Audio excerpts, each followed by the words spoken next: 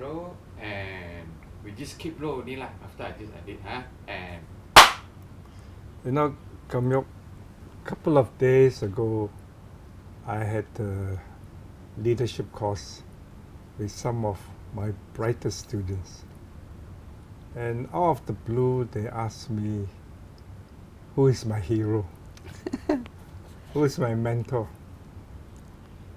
And of course I say, it's my wife, you. You made a mistake. Well, maybe. I'm a heroine. And I explained to them that you have always been the wind beneath my wings. So without you, during all these 50 over years of marriage and 38 years together, to build help, I do not think I could have done it even with my other colleagues without you. I remember in 1986, while having a shower, I thought of HELP. The time it was Higher Education Learning Program. Now it's Higher Education Learning Philosophy. So I asked you about this name. Do you remember what you told me? Yes, I agreed immediately. You're very good in acronyms, and this word help, it's catchy, and more importantly, it means a lot to both of us, because both of us were and still are educationists. You have always been a teacher. I remember you always tell stories about how you helped the convent girls in Klang, and there were girls from the rubber estates. You went to visit the families and so on. Yeah, this HELP is now a recognizable, identifiable brand worldwide. But there's one component, and many people are fascinated, but it somewhat mystifies them. What is this thing? Oh, that's the emblem. Yes. Yes. Actually, traditionally, when we think of an education institution, it's always something very fanciful. And this printer came up when I told him, I said, we need to look for an emblem. And he came up with this emblem, this idea of his. It's very original. And then I looked at it, I asked him to explain, and he explained to me it's a helping hand. And yeah, immediately, Divine hand. yeah, so the divine hand coming down to help this. And I thought it has a lot of meaning to our own philosophy. That's why I went to see you and asked for your opinion. I remember in retrospect, I thought of the painting, if I'm not mistaken, by Michelangelo too. Yes. So it's very symbolic that you have the divine hand offering help to all of us and so on. But I think we spend a lot of time about our conviction that during that time, many young people or many Malaysians didn't have a chance to get an affordable, quality tertiary education. So you told me it must be our conviction to make this come true. That is, to provide appropriate, affordable, accessible, quality education. So you are very good in starting projects. We have done many projects, rubber gloves, oil filters, mountain bikes, and so on. You are very good in putting things together. So you started the process in Kampong Atap. What happened in Kampong Atap? We were looking for a space And we went to see your friend in Arthur Young. And then we were looking for it, and then he said, hey, those people are moving out, you know. And we went to see the place, and we negotiated for the lower rental. Where the time was recession. Yeah, there was recession, and I remembered I told the landlord, I said, don't throw away the old furniture, I need them. We still have a few pieces in the storeroom. Yeah, because we were so poor, you somehow managed to raise 25,000 ringgit, and we had a few staff, some are still with us, and for months some of them didn't even get the salaries. Yes, I was the last person to be paid. Yeah, you're lucky you could be paid. And we shared very small office space, and I remember the library was in the Ground floor. the garage, and friends contributed some books and so on. That was all we had. Anyway, I think what matters was that as we evolve, we put all this into our mission statement, which is to help people succeed in life and to live a life of significance through education. So now, lifelong education. You told me it's a very noble thing. Yes. Education is the only way to break all horizontal barriers. Vertical. Education is the thing that goes up vertically, and it breaks all horizontal barriers. With education and training, you can start at the lowest point and reach the highest point. I agree with you. I came from the slums and squatters of KL, and education gave me the opportunity. So I never forget this. But the second part, to live a life of significance means that we are guided by certain values. And that's the most important, because without education and having certain values to guide us, then we are only giving people a piece of paper. You have always felt very proud about all our students, colleagues, and the community around us. Our first value is pride of achievement. You have always been educating our own grandchildren. What do you tell them? I mean, every day they come to me and say, Mama has been telling me a lot of things, feel proud to do something, not because there's a transaction, I do it because of quid pro quo, but you do it because it's a duty. Can you tell us? Yes, because you see, I always believe that you should be proud of your achievement. And achievement doesn't mean just making money. Achievement is you set on a path or a goal and you reach that. That's the most important thing, whether they are big or small. So pride of achievement is very, very important.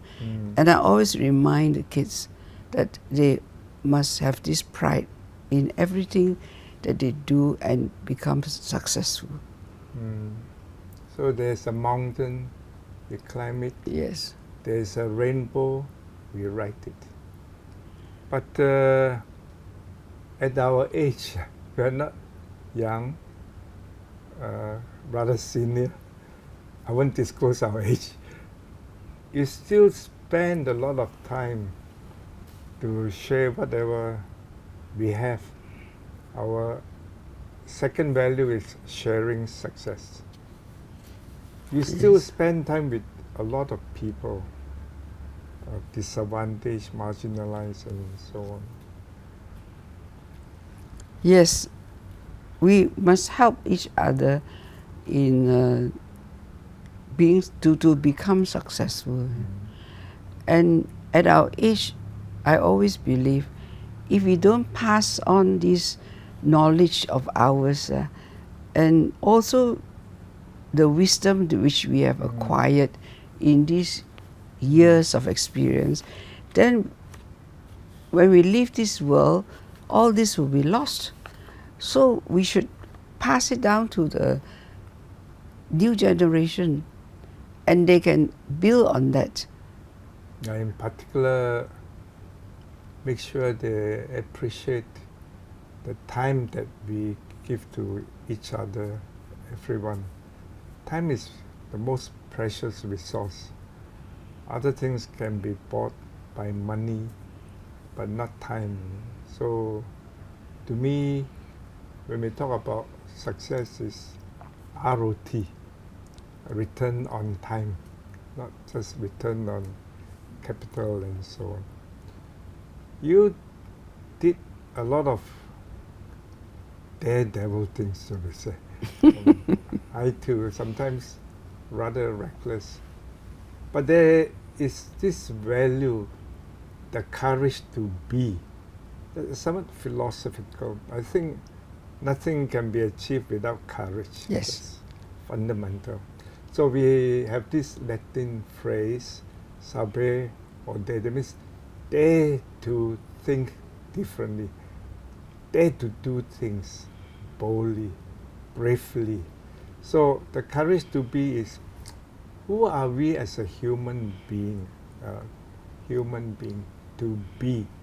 But to be can also mean to become, like the larva, the cocoon becoming a butterfly. So to become is a choice about our destiny. So you have always harped on, as you have explained just now, education is the means to do it, isn't it? Yes. Because without education, without good education, it's already a barrier, because you cannot learn enough. And learning in many ways, learning new things, learning to overcome obstacles. As I've told the grandchildren, nothing is impossible in life. It's how do you overcome it.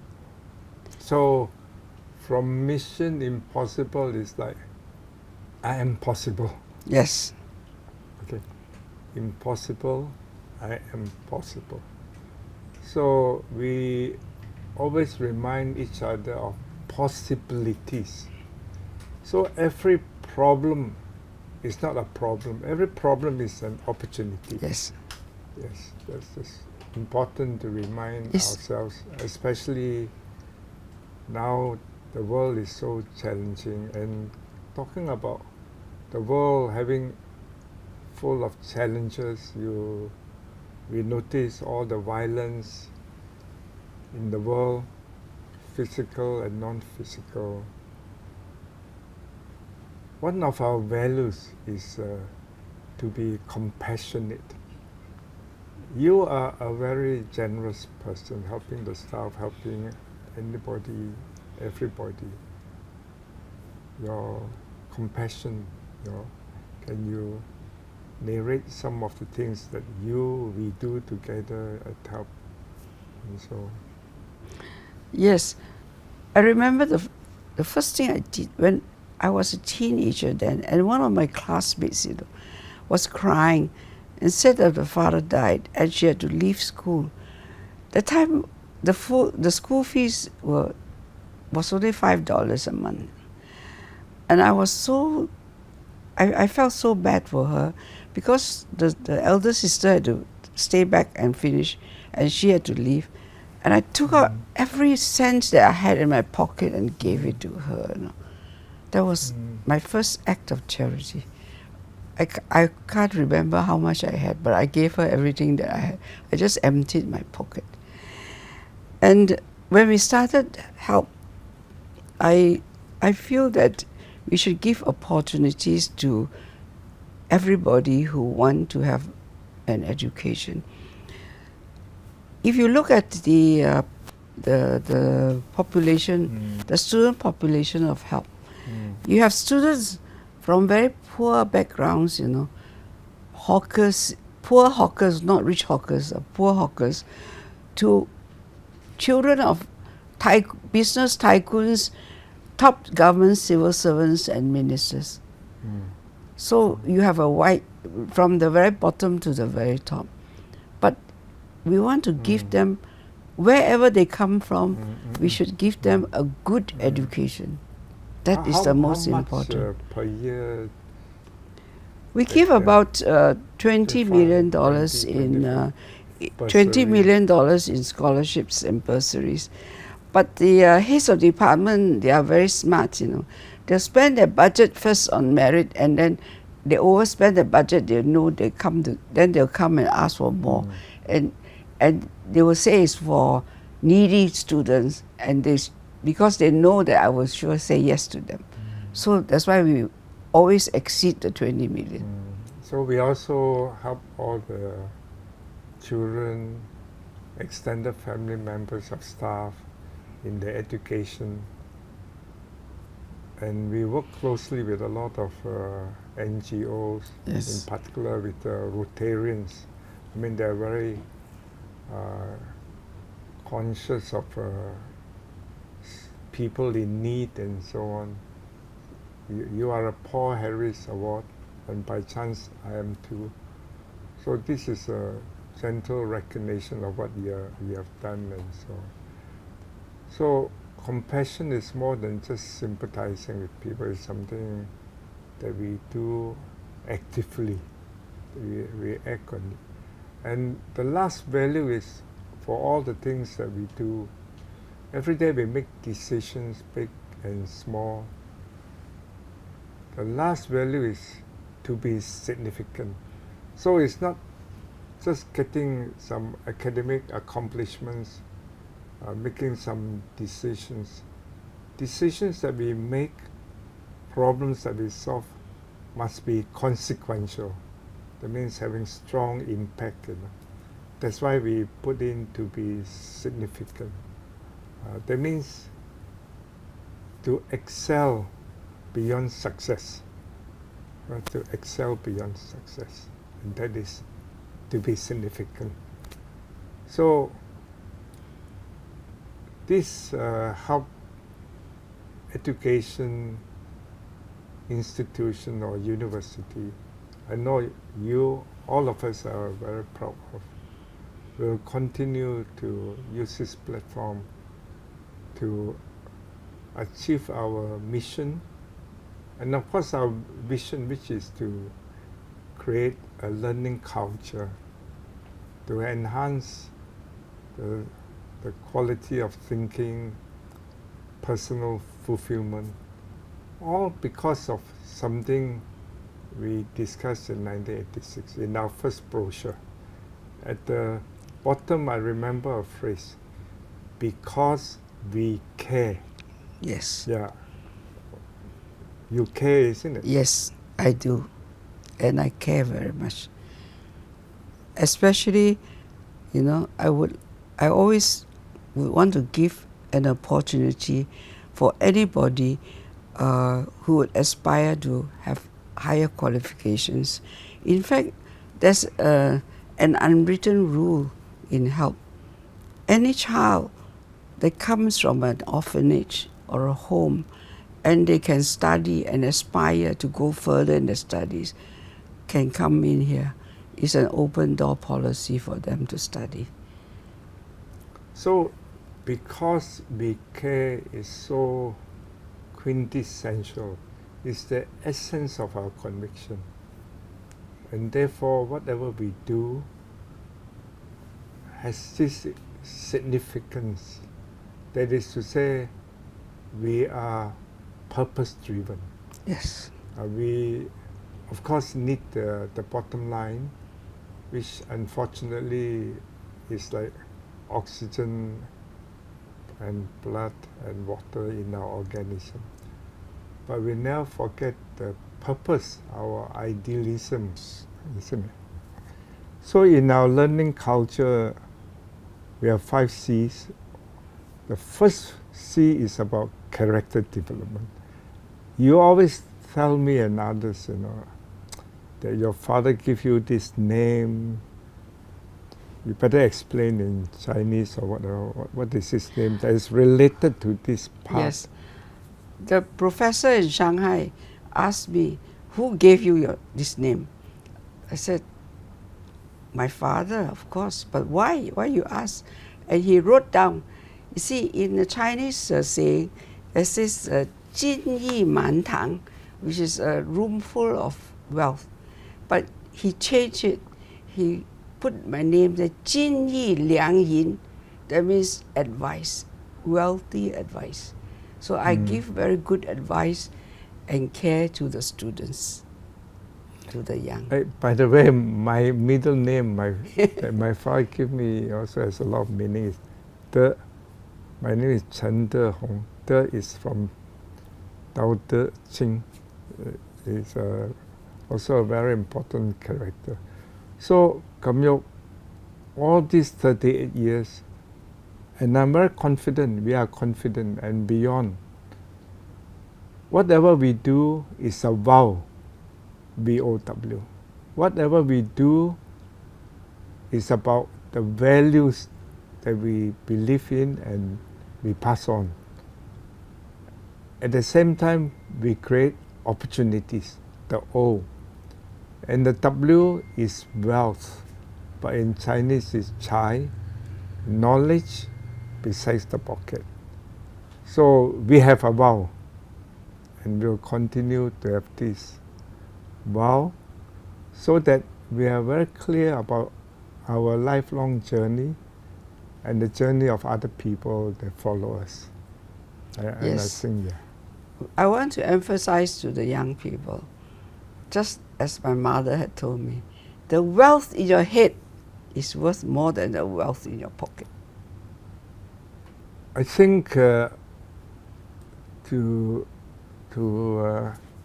close this short conversation, we want to make sense of what we do. We want to create meaning out of the limited time in our life. It's not about some branding exercise per se. It's the purpose, it's the conviction that drives us, all because we care. Yeah, I'm glad that we have this conversation. By the way, I happened to look at this little book and I saw this. This is just By the here. way, I want to tell you, this is the one and only extravagant expenditure that I approved. Yeah, This I'm is glad. very expensive. I fought so hard for it. Because I would never approve extravagant expenses. This is a symbol of academic excellence, achievement. Our 5 values, vision, everything is engraved here, very symbolic. It's the most precious asset of help. Yes. And the top student during the convocation, which incidentally is on May 5th this year, the top student will carry this mace. And during the convocation, which is our strong tradition, every parent, professor, academic visitors, they feel very proud about our achievement. Okay. Have some tea. Yeah. Thank you. Yeah, come.